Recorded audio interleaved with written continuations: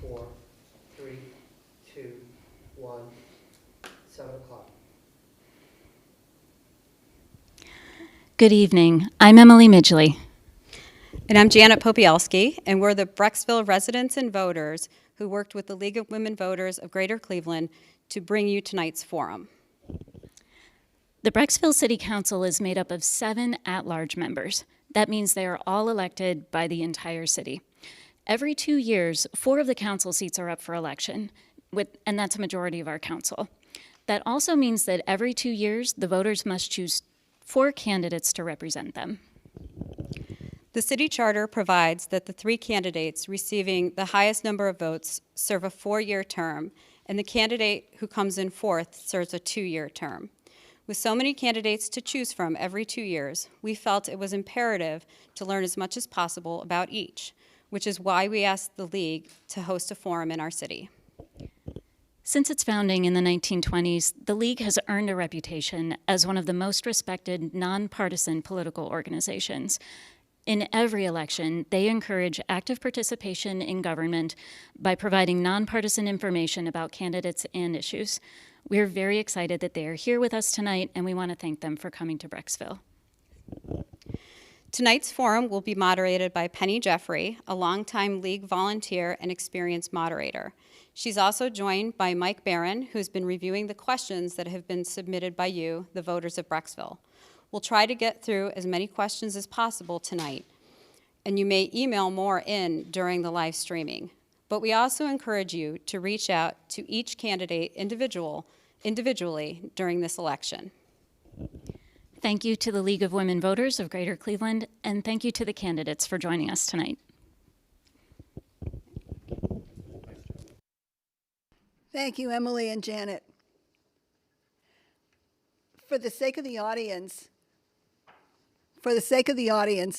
I'm going to give you the basic rules for the way this will be run. The candidates have drawn numbers.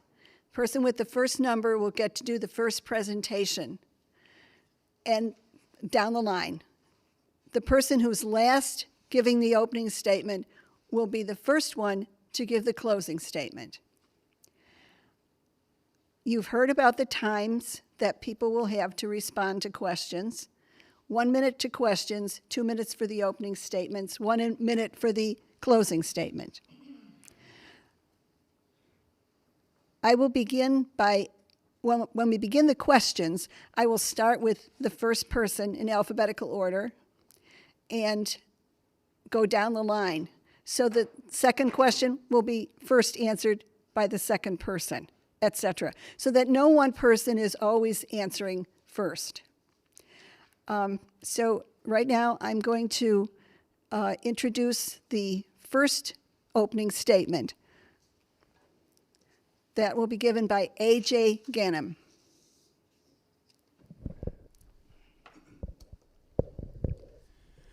Hello, my name is A.J. Ganim, and thank you to everyone who is participating in this event. We are all here tonight for a great opportunity to get to know this panel of candidates. If you are watching, you are clearly a caring and invested citizen in your community. I thank you for your diligence, and if not sitting here, I know I'd be doing the same. So many times, the saying, the most important election, is overused. Albeit, this is one of the most important elections ever to me, it is certainly a chance for our constituency to be heard, electing 4 of the 6 candidates to their first elected term. So who do you vote for? Go with Ganim.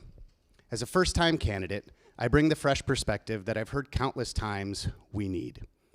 As a lifetime resident of this community, I bring an understanding of the traditions and nuances that make and keep Brecksville one of a kind. I'm a local business owner and entrepreneur whose businesses will only thrive on strong community and great families. Lastly, I have a love for Brecksville, an opportunity to serve the community that has always shown such amazing support to my family. I'm completing my 3rd year on the Brecksville Civil Service Commission. I'm a community member on the Central School Developer Selection Committee. I serve on the Cleveland Metropolitan Bar Judicial Review Commission. I'm on Governor DeWine's Responsible Restart Ohio Task Force. Lastly, I'm an operational owner in 2 entities with 4 locations in the greater Cleveland and Akron area, one of which being in Brecksville. As a voter, I seek to measure a candidate's integrity and reputation, our diligence and work ethic, one's competence for the position with relevant experience that qualify them. So again, go with Ganim. I am asking you to vote for AJ Ganim for Brecksville City Council. Thank you, and I'm looking forward to questions. Thank you. The second person who will be giving an opening statement is Merri Gunzler. Thank you, Penny. Hello, everyone. My name is Merri Gunzler, and I am running for City Council because I see areas for improvement that I believe I can help. I am running for City Council because I know that I can represent all of Brecksville equally and responsively. We moved to Brecksville because of the city's high-ranking school system and the natural beauty of the area. We built our forever home here, and we absolutely love living here. I no longer work outside the home, but my passion for my city and the law is always present, and that is why I continue to be an engaged resident. My 20-plus year corporate paralegal career makes me an ideal candidate because I am familiar with legal verbiage as well as ordinances. I have an associate's degree in legal studies, and I have a bachelor's degree in urban studies with honors.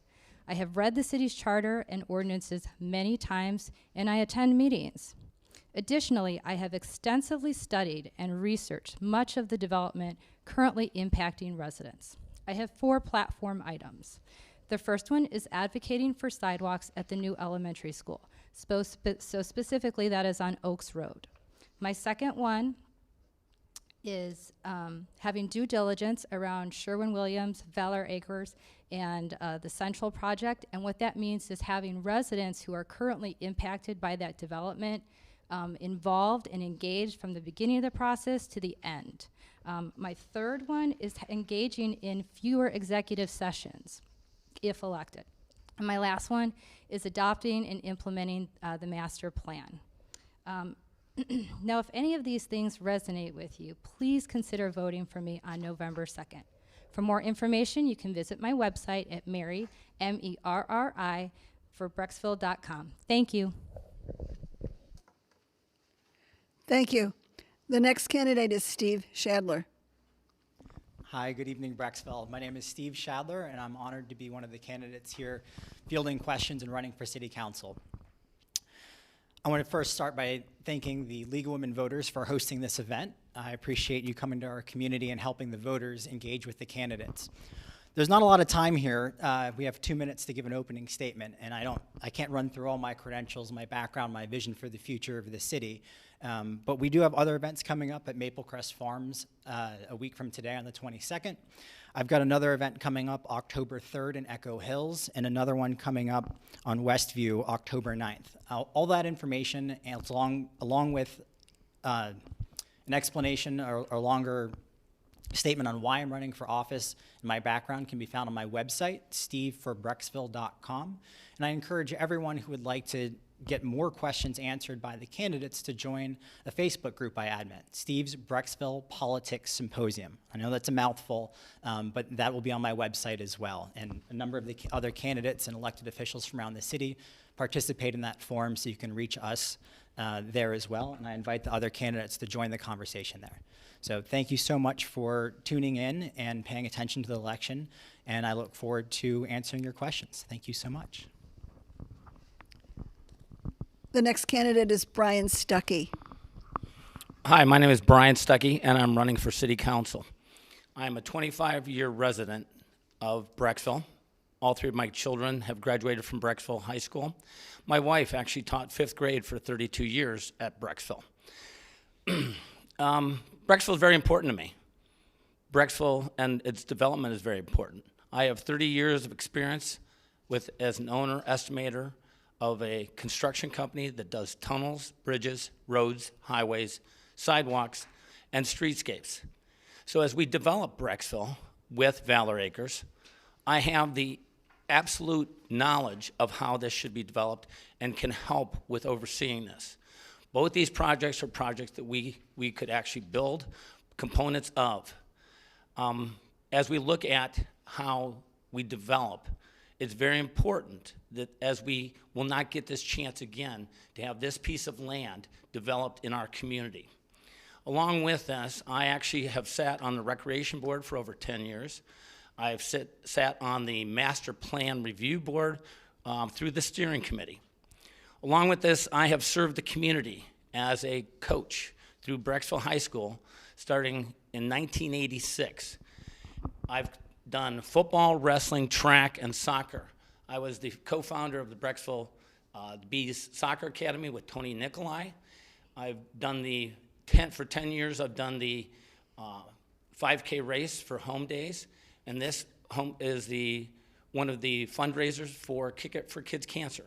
So I believe that I've served the community. I feel like I would love to continue serving the community, and I feel like I can help develop the community in a proper way. So please feel free to vote for me for City Council. Thank you. Beth Savage. Good evening. Thank you very much for inviting me to participate in this forum. My name is Beth Savage, and I'm running for Brecksville City Council at large.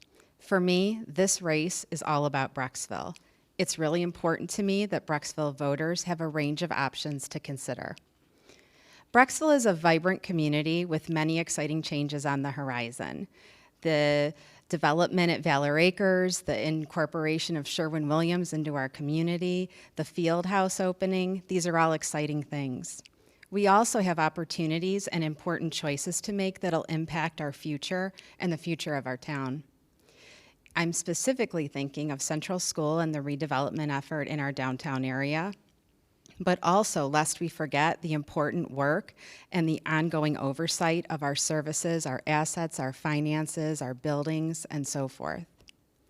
As a 35-year resident of Brecksville, I have seen Brecksville evolve, and I've seen firsthand the benefits of deliberate planning and careful management. I'm energetic, I'm passionate about the future of Brecksville, and I'm willing to serve and impact the future. I bring with me more than 20 years of business experience, largely earned from working in the consumer products industry.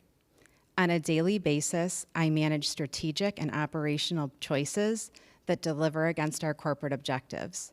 I influence outcomes, I manage people, I manage budgets, and I allocate resources to deliver our objectives and our initiatives on a timely basis. These business skills, paired with my passion and long residency, will work together to help me contribute to City Council and the future of Brecksville. Thank you.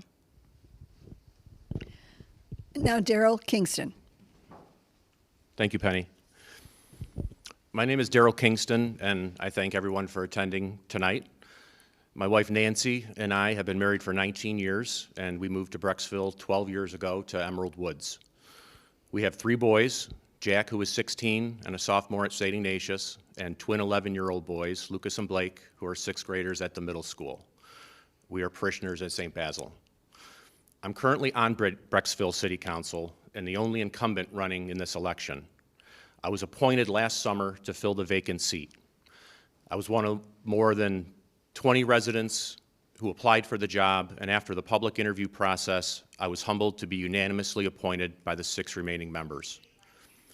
Prior to being on council, I served on Brecksville's Board of Zoning Appeals, where I've been serving since January 2018. The years I spent on zoning board is what shaped my understanding of how this administration functions and how this city runs. It was this experience I got while on zoning that was a big part of how I got to City Council today. And it's that same experience I feel is what distinguishes my campaign this election cycle. On council, I am chairman of the Utilities Committee and members of both Safety Service and Streets and Sidewalks. I pride myself on communication because listening and responding to residents is the most important thing a council person can do, period. I return every phone call, I answer every email, and in most cases schedule an in-person visit. I consider my position on council a full-time responsibility, and I pledge to continue to dedicate the time and effort required to represent everyone in town. Moving forward, utilities and streets and sidewalks are set up to be the most 2 relevant committees in our city's development over the next several years. I plan to continue to lead the discussion with open arms to anybody who wants a seat at the table, addressing both our city's ever-aging infrastructure and addressing connectivity. These conversations have already begun, and I look forward to where they lead. Look forward to any questions. Thank you. Thank you. I'll now address the first question to Mr. Ganim. Describe the city of Brecksville in 4 years if everyone else in the administration were to magically support your positions. In what way would Brecksville be different, and in what ways similar? Thank you, Penny. 4 years from now, we certainly will see progress and hopefully a public vote on the rezoning of the central school property, which is ultimately going to be the impetus and driving decision of how that area is redeveloped, and certainly want to see any input and participation that I can have along the way to listen and do our best to find what is going to serve our community and the majority of our constituents as best as possible there.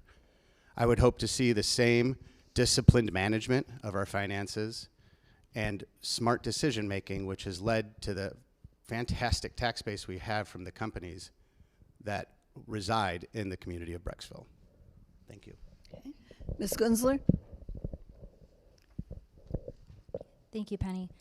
So 4 years from now, we're going to see a lot of growth. By that time, Sherwin-Williams should be fully constructed, the housing should be fully constructed, and all kinds of things at Valor Acres. It'll be a very exciting time for Brecksville. Hopefully some of that growth will kind of reemerge into downtown, and we'll see some growth down there too. I think we're going to see a lot of new families move in. I think we're going to see a whole new different landscape. But wonderful, and I'm so excited for all of the new development that's coming in. For Central, I think that's still to be determined. 4 years is a long ways off for that. I don't know what will happen with that, but I'd love to have residents who live nearby in on those dialogues and those discussions. Thank you. Mr. Kingston? Thank you, Penny. 4 years from now, Valor Acres should be in full swing, running at full capacity, providing this city a much-needed tax base that we've obviously lost with the closing of the VA so many years ago. I'm sure Williams is investing $250 million in this city. I mean, it is transformational. I mean, right now, our city operates on about $35 million a year in taxes. Valor Acres, when it's at full capacity, is expected to add an additional 5. Central School, we just formally rejected the 2 proposals on the table. They weren't quite right, but I'm picturing a lot of nice, modest, single-family homes down Arlington with a lot of green space.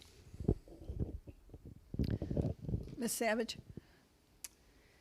In 4 years, it'll be 2025, I think, and that's kind of an amazing number to consider. I think that in Brecksville in 2025, there would be a range of residential options. Valor Acres would be completely part of the fabric of our town, and the downtown area and Valor Acres would work together with great synergy. So shops and restaurants would be a bustling avenue between those 2 locations. I think that the disciplined management is an important consideration as we think of the revenues that we'll be having come into our town. And so the management of those would also be an important consideration 4 years from now. Thank you. Mr. Shadler? Thank you, Penny. The things that would stay the same include our stellar city services. We'd have the same thoughtful community, same great schools, same beautiful outdoor spaces, safe streets, and well-supported first responder community. As a former first responder myself, that's something I value and treasure in this community. Some things would change. We've got a lot of change coming, both in Valor Acres and Central School, and I think you'll hear all the candidates speak to that. We all speak to it on our website as well. And I encourage everyone to go to our websites to learn more about our vision for those spaces. Other things that would change is transparency in our government would skyrocket. Our meetings would take live questions and remain broadcast for all to watch. Sidewalks and multi-use trails would connect our city, and our infrastructure would be upgraded in accordance with our population growth over the past years and the years to come. Valor Acres would be up and thriving with a variety of new restaurants. And I'm out of time. Thank you so much. Mr. Stuckey. Valor Acres would be the absolute heart, along with downtown, of a thriving city. Brexville has so many good things in it. It has absolutely the best metro parks and the best national park that we could have. So trying to find ways of getting to these for everybody who's at Valor Acres would be a wonderful start. I really believe that Valor Acres, with the money that comes in for that, and the tax, can actually make this a doable project, connecting Valor Acres to the metro parks and to the national park. I also think that we can do a whole different job downtown of getting people in and finding places in green spots along Central School that would help the community. Thank you. Thank you. Ms. Gunzler will start with the next question. Have you reviewed the master plan that was created for Brecksville? What components would you like to see implemented? I have reviewed the master plan. Some components I would absolutely love to see are connectivity. It's one of my biggest platform items is only Brecksville only has 46% sidewalks. So that's half. I'd like to see that increase. I'd like to see that change. There are many details in the master plan discussing those things, giving guidance of ways we can change that. There's possible funding sources to help with that. It's a wonderful tool. Another fabulous thing in the master plan is talking about the downtown and economic development. I'd like to see some great initiatives happening around there. For instance, I'd like to see some minority-owned businesses initiatives, some women-owned business initiatives. So things like that. It's a great tool, and I highly recommend reading it to anyone, and I hope to adopt and implement it if elected. Thank you. Mr. Kingston? Could you repeat the question again? Sure. What parts of the master plan? Have you reviewed the recent master plan that was created for Brecksville, and what components would you like to see implemented? Yeah, my biggest takeaway out of the master plan, I think you're referring to the county one from 2019. My biggest takeaway from that is 95% of our residents are either satisfied or very satisfied with living here. So I kind of use that as a benchmark as far as the importance of everything else. I would say connectivity is probably the biggest component. I actually agree with Merri on that. The city there's been a lot of discussions over the last 6 months identifying locations in town, for sidewalks, some on Edgerton, some on Highland, some on Barr. I think over the next year, a lot of those things are going to come to fruition. And yeah, thank you. Ms. Savage? Yes, I have reviewed the master plan, and thank you for clarifying it. It is the one from 2019 by the county. Upon my review, I tend to agree with my colleagues here. The sidewalks and connectivity is a key issue. It's very important. I think walking, hiking, biking, however you want to use these, different trails and sidewalks are very important to our city, and it's something that's important. The thing that occurs to me is really doing the due diligence to understand what we want to connect to, and which parks, which trails, which locations, and really focusing in and creating a very tight, focused plan that delivers maximum benefit for the residents. Thank you. Mr. Shadler? So this is an excellent question. I have read the master plan and I embrace it. Unfortunately, I don't feel that our city has historically done so. There are great pieces in there on sidewalks, on tree plantings, tree cover, how to fund all of these projects, ideas for central school, what the community wants. There's survey data in there. It's just a wonderful interdisciplinary document that provides us a roadmap for the future of Brecksville. Adopting it requires a little humility, understanding that we don't necessarily need to come up with all the best ideas ourselves. The county and the state of Ohio provide wonderful resources to help us understand funding mechanisms that are available to us that we can use and leverage to improve little projects around Brecksville. Brecksville's a wonderful community. It's not that we need to reinvent or reshape Brecksville into something new. We're not broken. We're a great city, as Mr. Kingston pointed out. People love living here. But there are areas of opportunity that we can leverage to unlock future potential for the city.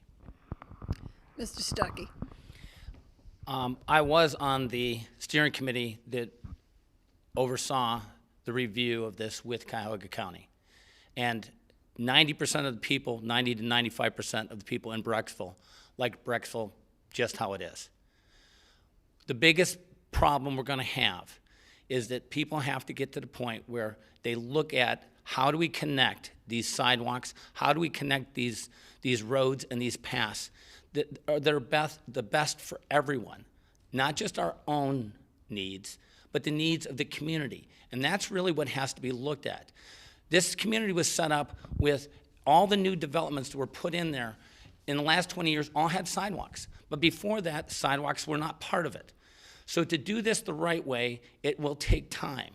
And as I've seen through the years in Brecksville, it takes time, but things are done correctly, and I believe they will be when we are involved. Thank you. Mr. Ganim? Thank you, Penny. I feel that I'll be a bit of a broken record, as it clearly is a consensus of agreement. There certainly is a need for connectivity to grow and ebb and flow with the growth of our community. But it needs to be strategic. It needs to be intentional. We can't just blanket sidewalks everywhere. We're not a city. We're a developed farm community that grew from a master plan. And certainly we need to make smart decisions. As Brian pointed out, the logistics of everything that goes along with these steps and projects are something that need to be worked through. With that being said, I have seen smart decisions and areas that we certainly can add and expand to check off that connectivity need that we do hear so much about. Thank you. All right, we'll start the next question with Mr. Kingston. What ideas do you have to increase transparency at City Hall, keep residents informed, and expand dialogue between our public servants and residents? Actually, I think the accusation of the city not being transparent is kind of getting a little tired. As of just recently, 2 months ago, I, along with everyone on council, unanimously voted to continue to live stream, record all meetings. We were no longer required to do it after we started coming out of the pandemic. We opted to do it. So, the meetings are always there. You can watch it at your convenience whenever you want. To keep residents informed, one idea that I'm working on now, we have a big Route 82 sewer project starting soon. As a result of hearing from a lot of residents over the past several months asking questions about what's going on with it, I decided to form an email group that I'm going to have open throughout the course of the entire project next year. It'll include all residents, mayor, city engineer, myself. Everyone will have access to what's going on with the project throughout the entire process. Ms. Savage?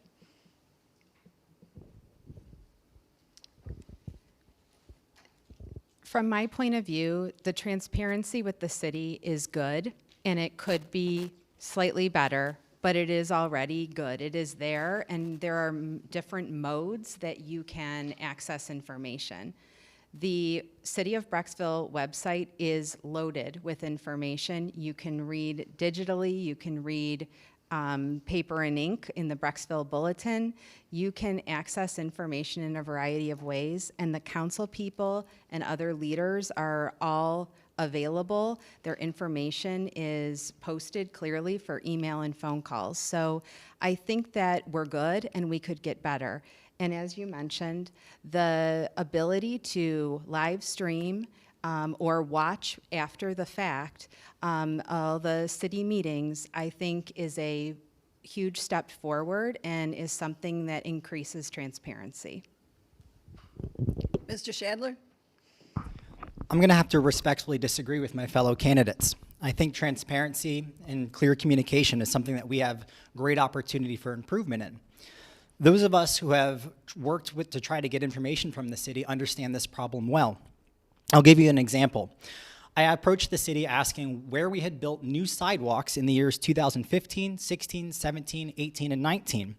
It took me 9 emails over 54 days, and I got no adequate response. I had to attend a city council meeting live in person to ask the question, and I still didn't get a clear, adequate answer. That's not transparency. That's not a best practice, and that's not governance at its best. We can do better in that regard. Our city website is poorly organized. There's a lot of information there, but it's hard to navigate. I would invite every viewer to go to our city website now and try to find our calendar and look up the next city council meeting or the next day your recycling is picked up. See if you can do it in less than a dozen clicks. Mr. Stuckey? Since I've been going to city council meetings for 20 years for different projects and different things that we've had in the city, what I see is very few people that go to the meetings. That is one of the issues. If people went to the meetings, I really feel that they'd be better informed. I think, as we've heard, the streaming has really helped. And then recording the streaming of the meetings has really helped. I think if anybody actually wants to see what's being discussed in city council, those items are there. I also think the mayor does a very good job of giving the minutes now of what's going on in the city. And I think that's very important.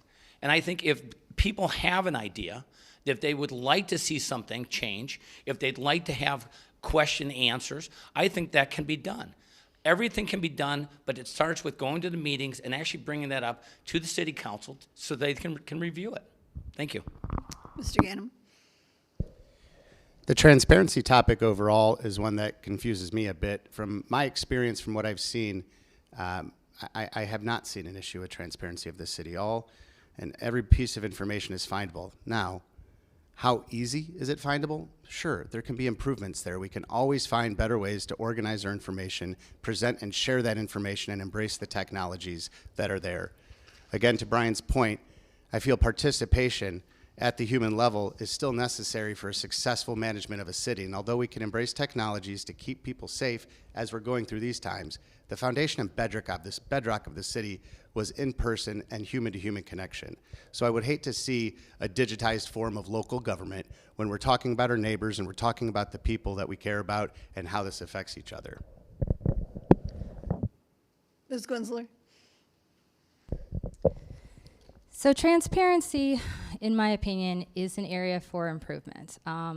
I will say, and again, this is another one of my platform items, is if elected, I'd like to see executive sessions used minimally. And when used, I'd like to see that summarized so the public knows what was discussed.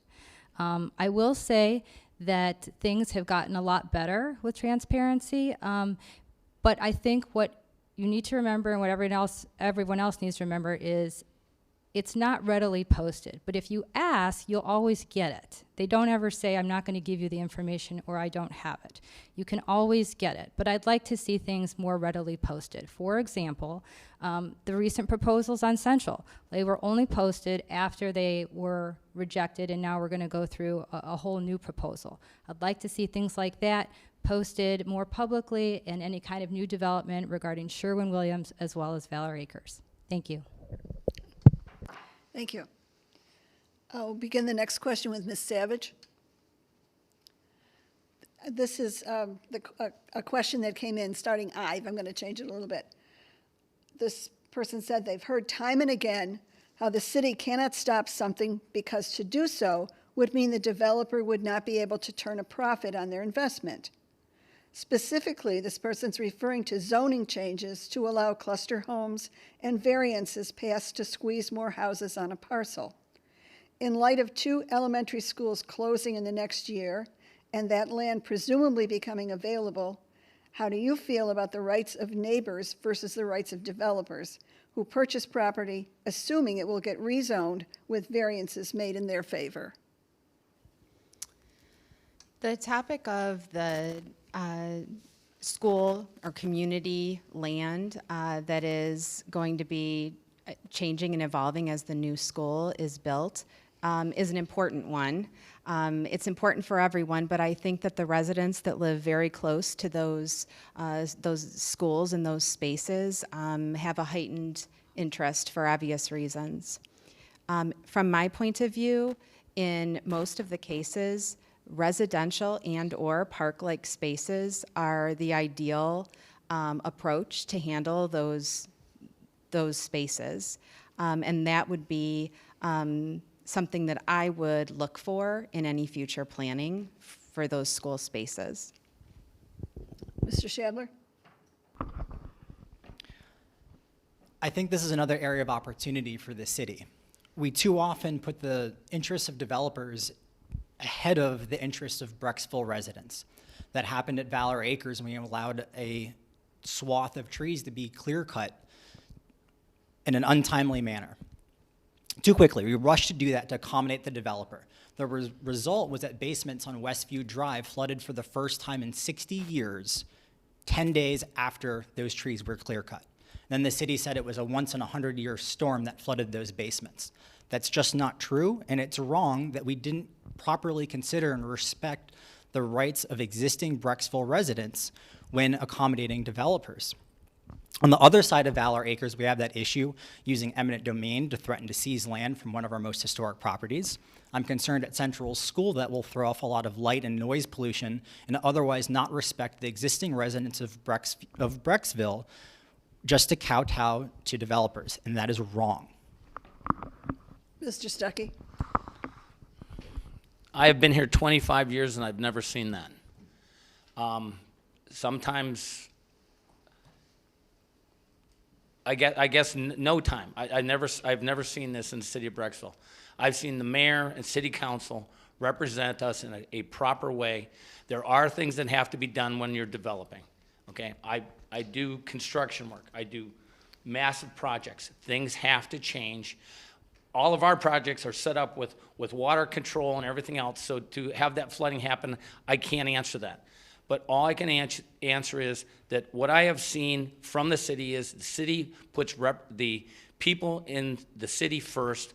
They put what they're doing, the projects first, and they make sure that they are taken care of, and that all I can see is, as we're looking at these school systems and where we're going with those, I would be shocked if there were anything other than single houses going into all of those projects, because the city takes care of this type of such situation, and I don't agree with that they give in to developers at all. Mr. Ganim? The rezoning of this community land is the job of the city, to listen to the residents and make the best group choice. But the city is not a developer, and the market and the willingness of the consumer is ultimately what's going to drive the end result. I do see the history with our due diligence to make sure that we don't rush decisions. And we certainly have our process that we go through, and in our history, you know, we don't just jump to a decision. And we haven't put a bumper sticker on a Bentley. You know, we don't just put the next cool idea, and I do see single-family homes in those areas. It's already matching the community area that it's involved in and the zoning surrounding it. So it would make sense that it would develop into some community living or small family home park green area. Ms. Gunzler? So the rights of neighbors versus the rights of developers. I think you need to strike a good balance between both of them. I'm here to tell you that I will absolutely advocate for residents and represent residents if elected, but I'm also here to tell you that I will be a good steward for the city of Brecksville. And so what that means is listening to both parties, having a dialogue, having the conversation, and striking the balance between everyone. And if that means pausing on some of the development, then so be it. But we need to find a balance, and we need to all have a coalition together and to work together. Thank you. Mr. Kingston? I think the city does a great job in always listening to the residents and what they want. Most recently, evidence as far as development is Central School. The two proposals that were brought forward, both were good in their own rights, but they weren't perfect. One of them was basically rejected because the single-family homes that were recommended were, too big. They didn't match the neighborhood. They were $600,000-$700,000, and after meeting with the residents at Old Town, they expressed it as a concern, and we brought that back to the developer and, politely rejected. I'm assuming that they're gonna, redo the plan and resubmit it. I live behind in Emerald Woods, Chippewa. I'm picturing modest, single-family homes with green space there as well. Thank you. Ms. Savage? Oh, you started, right? I started, yeah. Okay, all right. I'm sorry. It always gets a little thick about this time. Mr. Shadler. Brecksville has experienced some extremely bad flooding in recent years, and many predict it will continue or even get worse. Do you think the city has done everything they can to address the flooding? Are there any other things that you would like to look into if elected? I expect that that flooding will continue. The residents of Brecksville are correct in that regard. We need to do more. Brecksville's population has been growing over the past few decades. We have not been making the associated investments to upgrade our infrastructure throughout the city as that population growth has come to Brecksville. We have a lot of new housing coming to Brecksville, being completed already. Up and down Snowville Road, you have the Reserve, the Woodlands, the Villages, and you have a lot of new housing coming to Valor Acres. So our population is going to continue to grow. That ship has sailed. New residents are coming. That's going to strain our infrastructure. We need to make the associated investments in upgrading our sewer system, investing in our sidewalks. And when we do these projects, we can also take the opportunity to bury power lines and put in better telecommunications infrastructure, bringing high-speed internet to more of the community, increasing cell phone service. All those issues are important, and we can accomplish them all at the same time with thoughtful investment in infrastructure. Okay. Mr. Stuckey? Would you mind repeating that question? Not a problem. Brecksville has experienced some extremely bad flooding in recent years, and many predict it will continue or even get worse. Do you think the city has done everything they can to address the flooding? Are there any other things you would like to look into if elected?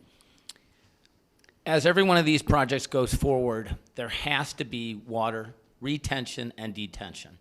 Every project that is on the books and every project to come on the books requires this by state law and by Cuyahoga County.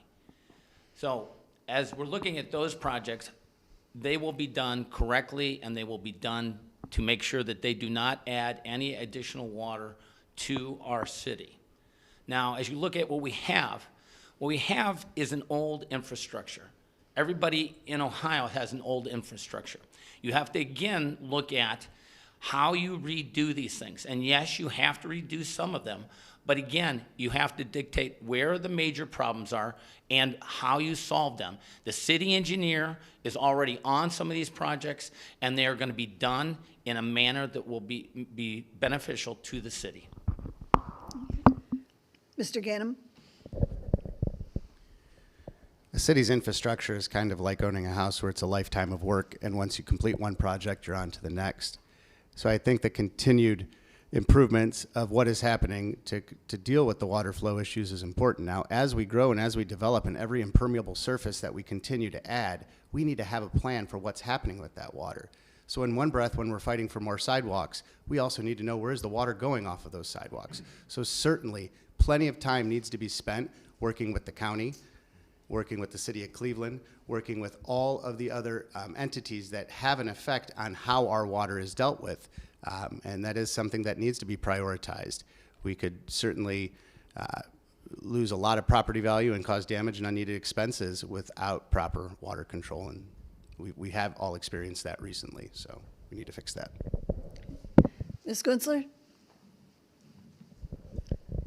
So the question is around flooding, and it's an ongoing issue. It is an ongoing issue. And has the city done everything to prevent flooding? The answer is I don't really know. But certainly I think they've helped in many instances. I think case in point, the most recent is the deforestation around the Valor Acres Sherwin-Williams project, specifically around 2 residents that are in their backyard right there. I'd like to see a plan put together where all 3 of the parties of Valor Acres, Sherwin-Williams, DiGeronimo are all talking to each other and all have a plan that will work together with the residents as well as with the city. I think that's an ongoing issue, and if the pause button needs to be hit around development, then I think it should be hit. But I'd like to see some coalition among all of those parties along with the city and have some kind of project manager for all of it. Thank you. Mr. Kingston? Thank you, Penny. As chairman of the Utilities Committee, I obviously deal with this a lot. Real quick, I want to mention, I heard Valor Acres come up twice. I mean, there has been a lot of discussions regarding the water in and around Valor, and at this point, our city engineer, the project engineer, and the Army Corps of Engineers said when Valor Acres is done, the water problems will be fixed. So at this point, I'm not an engineer myself. I'm gonna have to go with what the 3 of them say. And as I said in my opening statement, the biggest thing now that Valor Acres is well underway, Central School's the next and last piece in the foreseeable future, we need to start focusing on the infrastructure, getting the money wherever, grants, working with the county, working with the state, working with the federal, and start coming with a plan. We do have some things that we are working on, and we're going to be bringing stuff forward at this November's budget meeting. Thank you. Ms. Savage? The question referred to the flooding in recent years continuing or getting worse. And I think I'm looking at the flooding as a positive outlook in the future. Flooding could always happen, I suppose, but I don't see it getting worse. As we've heard, the 5 other candidates, I was thinking of all the things that we are doing, and perhaps they're small nibbles and maybe they'll get bigger, but I don't foresee it getting worse. Brecksville is clearly aware that this is an issue and has been and will continue to take steps. And perhaps we need some larger steps in certain areas. And I also think we need some clarity around priorities so that the entities that we need to partner with are viewing our priorities in the same order as our residents. Mr. Shadler? I believe I started that question. Okay, I'm sorry. All right, so the next one will be with Mr. Stuckey. Unless Steve wants to answer this one too. I've got more to say on flooding. I'd be happy. I think you already did it twice. Recently, there's been quite a bit of discussion, and it looks like this might be the last question or the second to last question. Recently, there has been quite a discussion on social media about the city's solar panel ordinances. Specifically, people have expressed concerns that panels are not being approved for the front or side roofs of houses solely due to aesthetic concerns. Would you support a review of the solar panel ordinances to ensure that they align with other similar communities and allow for a balance between aesthetics and a homeowner's right to install them? I really believe that this is what our residents want. You know, what do they want? And that's exactly what we are going to hopefully sit and be elected for. They have to tell us. They have to be able to tell us whether this is important to them, that we do not have solar panels on the roofs, whether they don't want them on the front, whether they don't want them on the back. And it's really up to our residents to tell us whether they really want to have them or they do not want to have them. That's their decision. But as a group, they have to come together and give us the information, because to me, I don't like having solar panels on the front and side, but that's my opinion. And I would be able to take somebody else's, if all of Brexville came up and said they want to have these solar panels, then I would be for it. But again, it's up to the residents. Mr. Ganim? To answer the question on would I support a review, absolutely. I think it's certainly something to continue to look as technology increases and grows. We make sure that our legislation is keeping up with that. As a resident, do I want to look over and see solar panels all over my neighbor's house? Not particularly. But I also own a business in Broadview Heights that has a 40 kilowatt solar farm on our roof. So I understand the need and importance and how it is effective and utilized. So with that, yes, I would support a review. Ms. Gunzler? I too would support a review of ordinances. I think it's beneficial to the community to take a look at it and look at some of the things that have been tried and trued, and look at other cities and what they've done, and kind of get a consensus, get a solar panel group together that have the knowledge and expertise and have also tried it, and see what works, see what doesn't work. But again, I'd like to see the conversation take place between all parties, and from there we kind of narrow out what should happen. Thank you. Mr. Kingston? Thank you, Patty. I'm okay with solar panels in certain situations. I guess in my 4 years working with the city, and I mean, getting hundreds of phone calls, literally, no one's ever asked me about them before. So, I mean, I'm kind of surprised that you're referring to such a clamoring for them, but I'm open to reviewing the policy. I don't want to see them on the, front and sides of houses. I think, I could safely say that, but, if technology is getting smaller and there's ways to generate it without, obstructing your neighbor's view, I'd be all for, taking a look at it. Thank you. Ms. Savage? This topic came up recently when I was meeting with a resident, and not having solar panels myself, I wasn't aware of the ordinance to not have them on the side or the back of the home. And I would support fully a review, because I do think that as energy evolves, as we all look for ways to be greener and more efficient, this is a potential way. And so I think that it is an important thing to look at and look critically and consider the future ramifications and really have a point of view. So I think it is up for review. Okay. Mr. Shadler? This is something that many residents in Brecksville do want.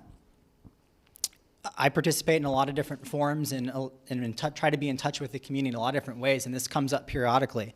A number of residents have become frustrated and just given up on the process. Speaking as a conservative, I don't believe it's the role of a few government bureaucrats to tell private citizens what they can and cannot do on their own property. There's some limits to that if it negatively impacts property values, but that's not the case with solar panels. Solar panels will increase property values. It's an investment in your home. Solar is a modern technology that's good for the environment and hardens our energy grid. There's a lot of reasons to say yes. There are a few reasons in select instances to say no. I'm not saying that we should take all control away from neighborhoods and ignore the voices of neighbors who think that something is going to intrude on their quiet enjoyment of their house. But we should be looking for a way to say yes to solar panels in Brecksville for those who want them and for those who want to fund them privately. This all is part of my fresh perspective for a modern Brecksville. It's my little tagline, and it relates to a lot of different areas around the city. Thank you. I guess we do have time for one more question. When the word diversity comes up, Brecksville is not exactly the first city in the Cleveland area that comes to mind. What would you do as a city council member to improve the city's reputation for diversity and inclusion? And we'll be starting with Mr. Ganim. Diversity and inclusion, although paired together, are two separate viewpoints. Diversity is something that we can, of course, provide opportunity, but we can't force people to move into our community. But what we certainly can do is include every member and every citizen and make sure there are services and everybody is equitable and treated the same. With that, I don't have any plans to drive an initiative of creating diversity, but I embrace it. I embrace it in my life, I embrace it in my business, and I would embrace it in our community. But I don't see how that is a municipality's duty to pursue.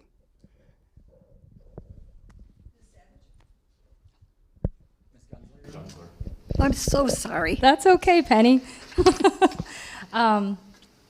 So diversity. So nearly half of Brecksville is made up of women, although if you look at the boards and the committees, there is only 0 to 1 female on every board or committee. I'd like to see that change. I'd like to see that increased. I'd also like to see some city initiatives around having some minority-owned businesses and some women-owned businesses. I think that would make the community very vibrant, and it would be beneficial to everyone. Thank you. Mr. Kingston? Thank you, Penny. When I hear the word diversity, I would agree with Merri. I'm okay with, and I'd be willing to look at women and minority-owned businesses. Absolutely.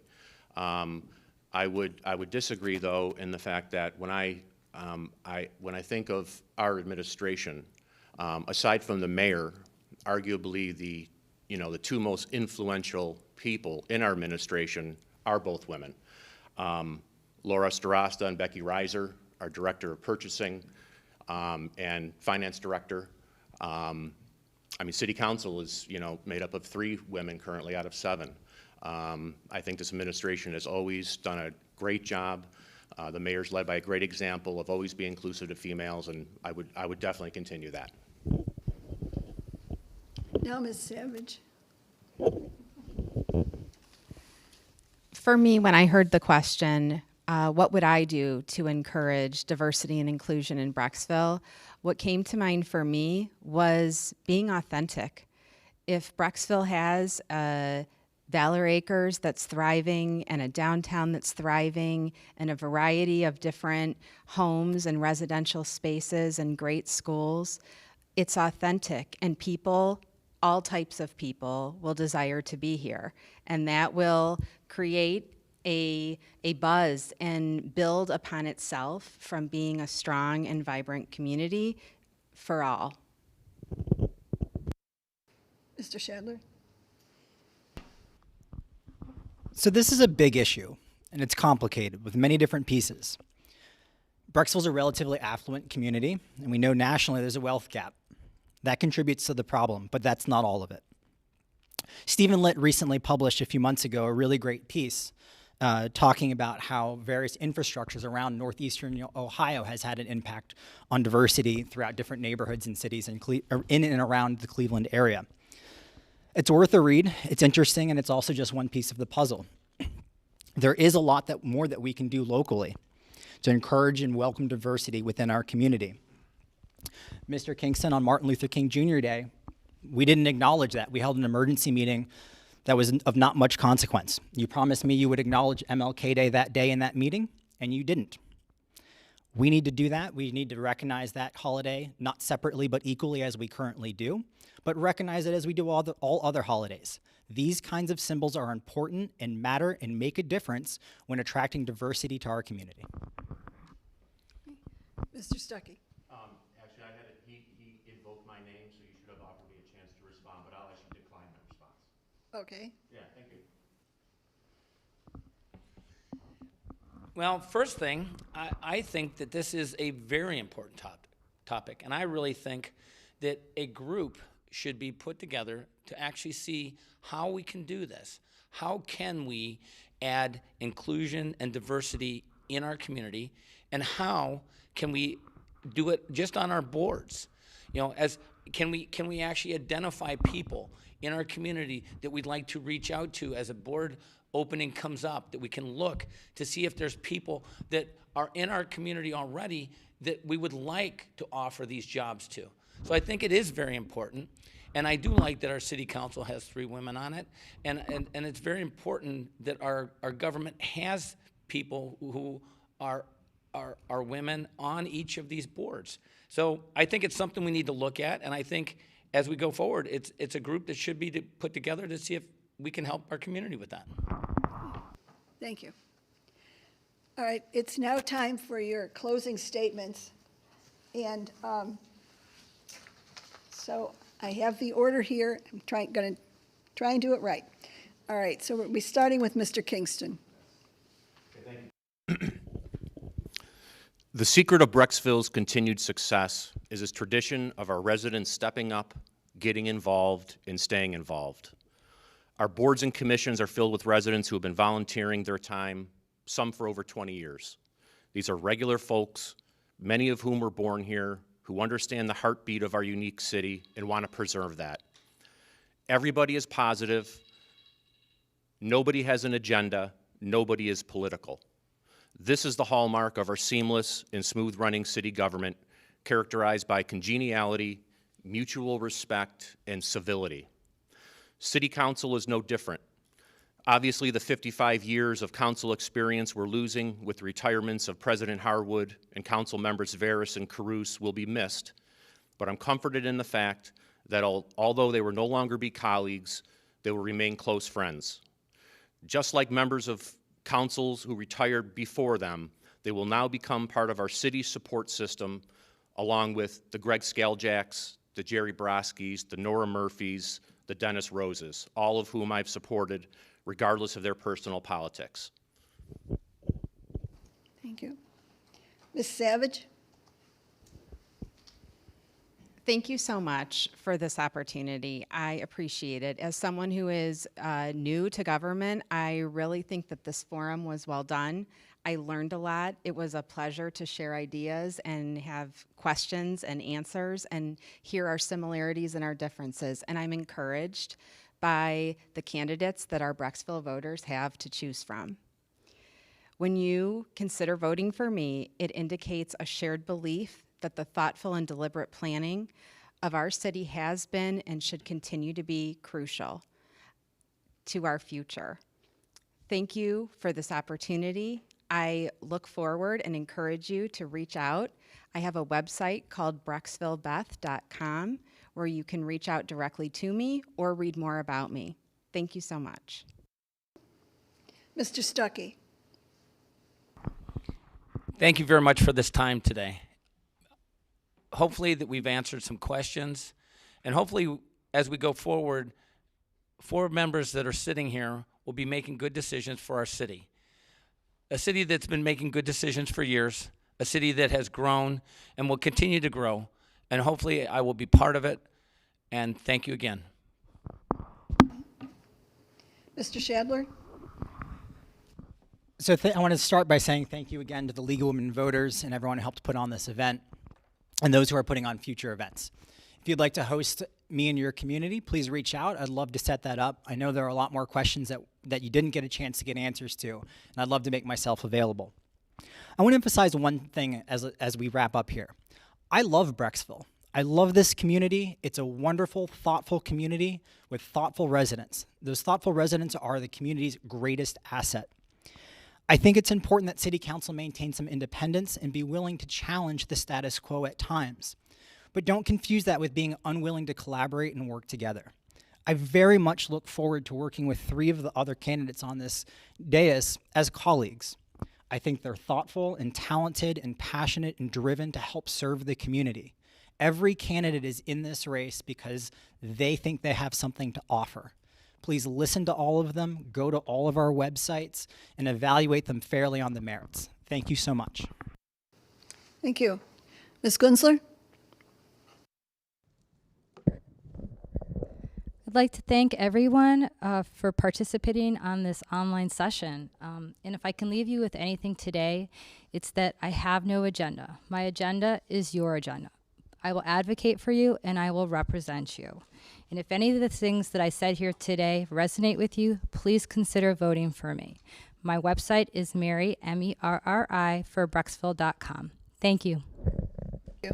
And Mr. Ganim? In closing, I would be humbled to serve and represent. You've either had my dad as a school teacher, my mother as your beam coach, or my sister teaching your children. Sorry, Greg, you don't get a shout out. but I'm here to work hard and serve the city and its people.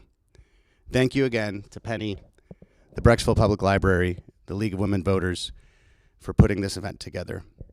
You can find more info on my website, gowithganim.com. I also have Facebook and Instagram handles. I hope tonight I've earned your vote, so together we can continue to move Brecksville forward. Thank you. Thank you all. And if the audience, people in the audience, want another opportunity to meet with the candidates, next Wednesday, a week from today, at 7 p.m. at Maple Crest Farms, the City Council candidates event will take place, and where you can meet, listen, and learn from the candidates. I also want to thank, first of all, I want to thank the candidates for their cooperation and for giving me my errors. And I also want to thank Emily and Janet, Emily and Janet, for inviting us here and coming up with the idea to do this. The League of Women Voters loves doing candidates forums because our mission is not just registering voters, but educating voters. An educated voter is a great voter. So I want to thank you all, and I thank you in the technical people who supported us too. So thank you. It was a great evening.